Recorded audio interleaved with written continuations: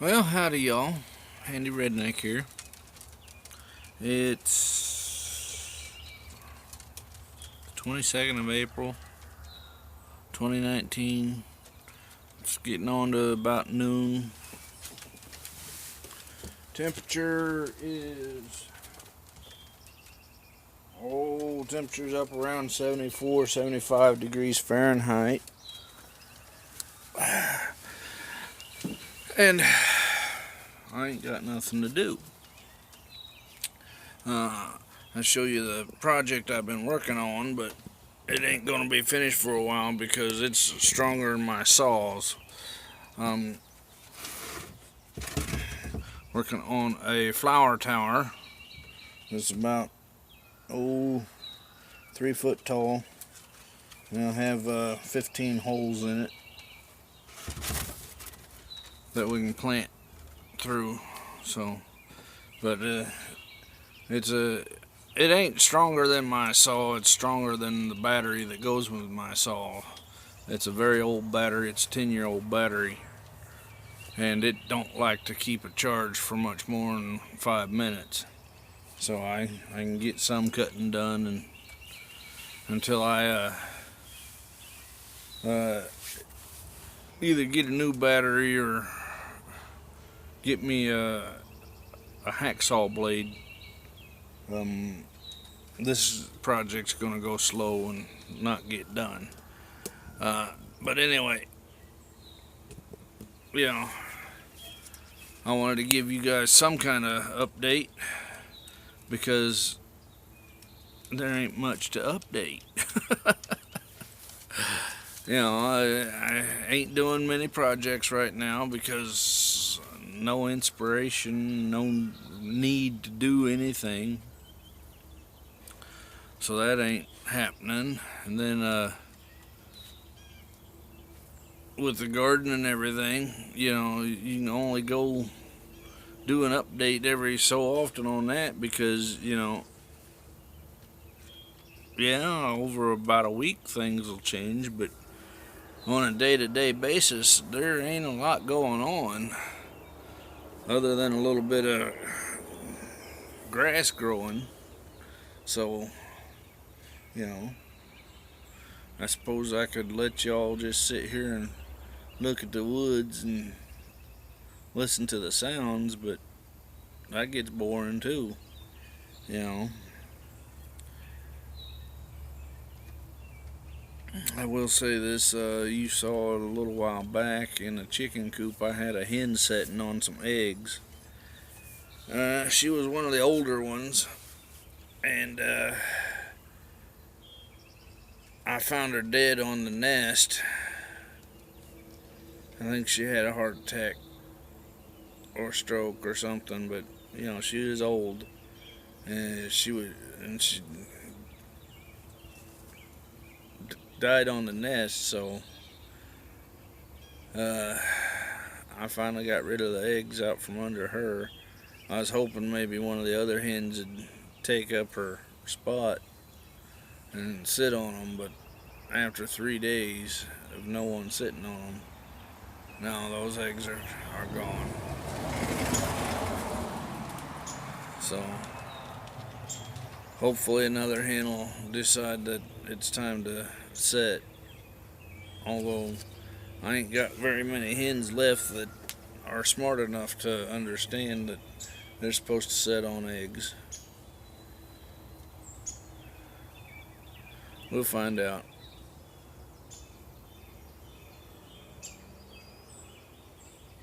Again, I don't know what to update y'all on.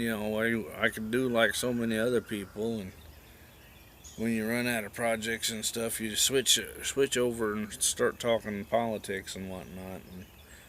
And I don't want to do that. I need to find the rooting hormone, bottle of rooting hormone I got around, and do a video on this Kiwi Propagation, because I want more of it, and I want to be able to share some of it. And it takes 2 plants to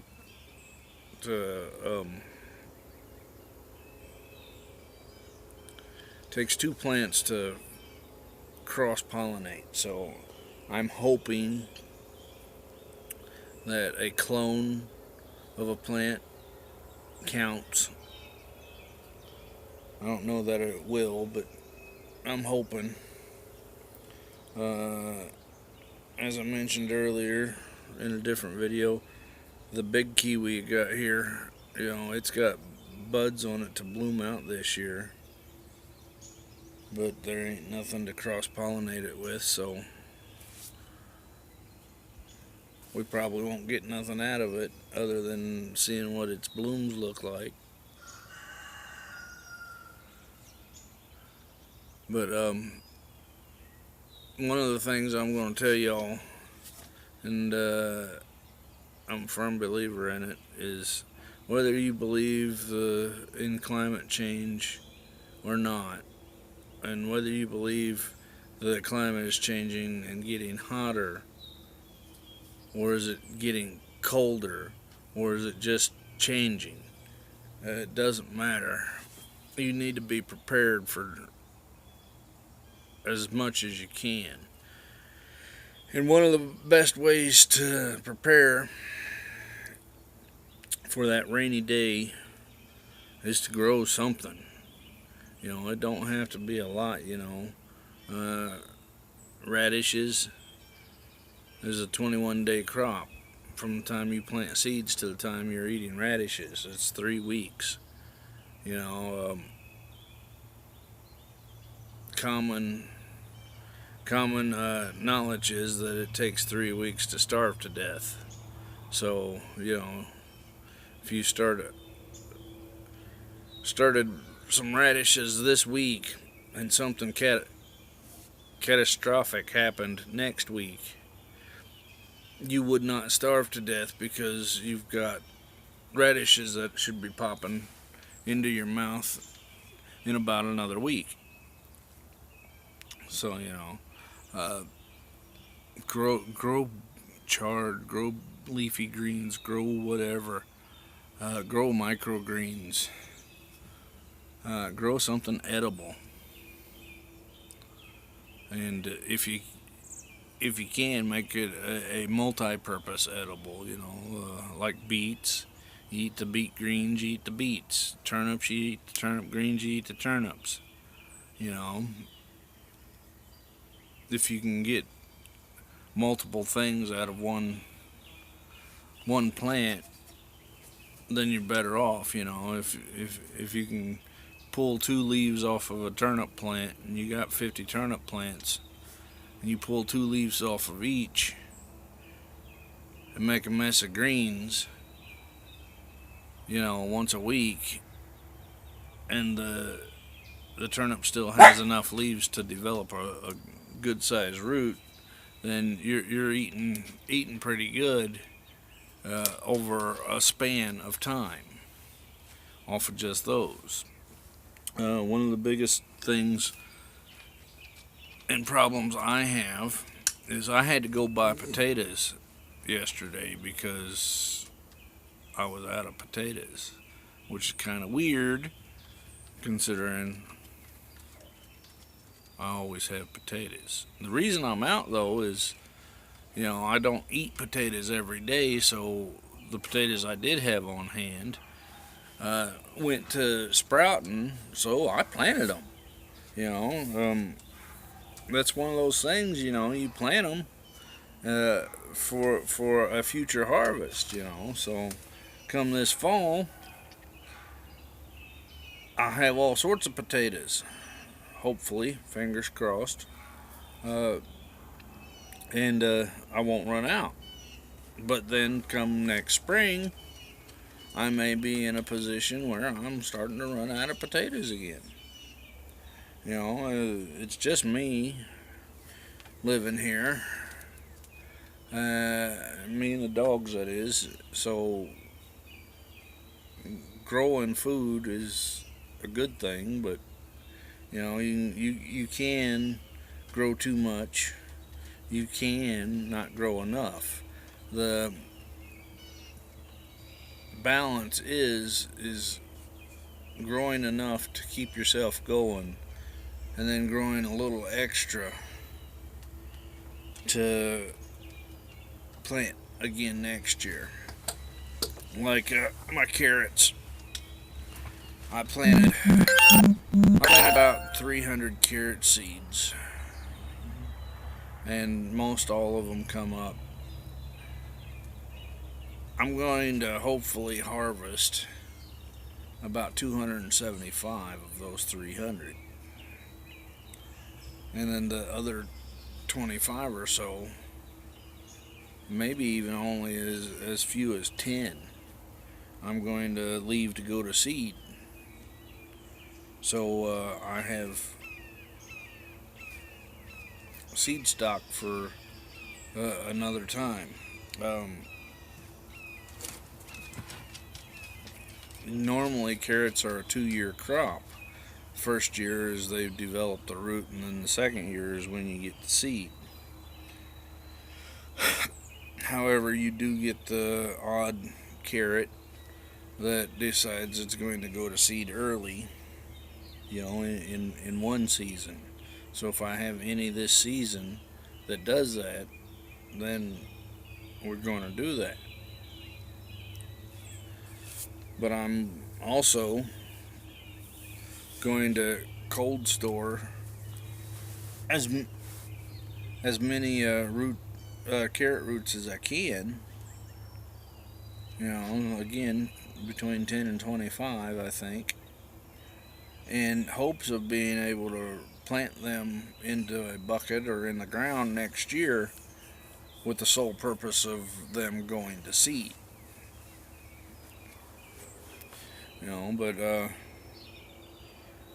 But corn, I planted 40 kernels of corn, and I got 39 plants. Well, out of those 39 plants, I'm hoping to get 15 ears of corn. Well, out of those 15 ears of corn, I need to set aside probably about two ears worth of kernels for seed stock, so I can increase my production every year. This year it's 40 plants, and we saved 2 ears of corn, which would probably be 200 kernels. Next year we do 100 plants, and we keep enough extra seed to replant if for some reason we get a late frost and it kills them off, or we get a low germination rate or something. We got to plan for that stuff in gardening and farming, because stuff happens. That's just life in general. Stuff happens, and you need to be prepared to take care of stuff when stuff happens. You can't always rely on the grocery store or the hospital or anything. Come natural disaster time, the hospitals are loaded up, and what are you going to do? If you can treat a wound, depending on the severity, if you can treat it yourself, well, then you've saved yourself a trip to the hospital, the cost of the hospital, and maybe even saved someone else's life by not going to the hospital, because it frees up those resources for someone who has a more critical need. We got to think about that type of stuff. That's why this year's bucket garden and container gardens and everything, it's 3 times the size of last year's. Last year's, I was just dibbling around and playing. Wasn't really too concerned about food, but after all the floods and severe cold weather last fall. I mean, if you actually look at crop reports, Canada lost somewhere between 40 and 60% of last year's potatoes due to a cold, wet harvest time. They couldn't get them out of the ground, and the potatoes went and rotted in the ground because winter came early. You know, this year, the grain belts here in the States, part of them are still flooded from months ago. They can't plant them. If they can't plant them, there's not, we're running out of time to plant. A lot of places, if you ain't planted by the end of April, you ain't getting a crop. And then that leads into the seeds that were in the silos for storage and for reseeding. A bunch of those got damaged in the floods, washed away. So if it were dry enough to plant, we ain't really got the seeds to plant as much as we did,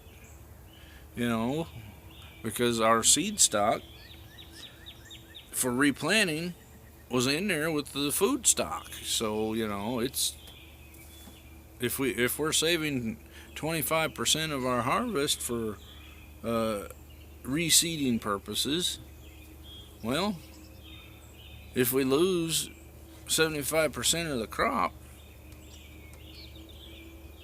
then how much do we have left over for reseeding? If we keep that same 25% of what we harvest, that ain't going to be enough to increase the production for a couple of years, because we're going to have to take that 25%. Even though we've lost 70% of the crop, we take what's left over and we keep 25% of that for next year's crop, and then we have to it's a rebuilding thing that has to be done. So if you can grow a vegetable garden or any kind of vegetables or anything to offset it, I suggest you do it. Maybe you don't have an acre of land or anything. You don't need an acre of land. I'm sitting here, with these container gardens up here. This one's got marjoram, onions, thyme, and a couple other things in it. This one over here, it's got sweet peas growing in it. We got another one over there with chamomile and parsley and echinacea and whatnot. We got the buckets. The buckets are, tomatoes and beans and cucumbers in the buckets on the porch. You can do something like that on a windowsill. You do it right, and trellis it and whatnot, you can grow you a salad, a daily salad.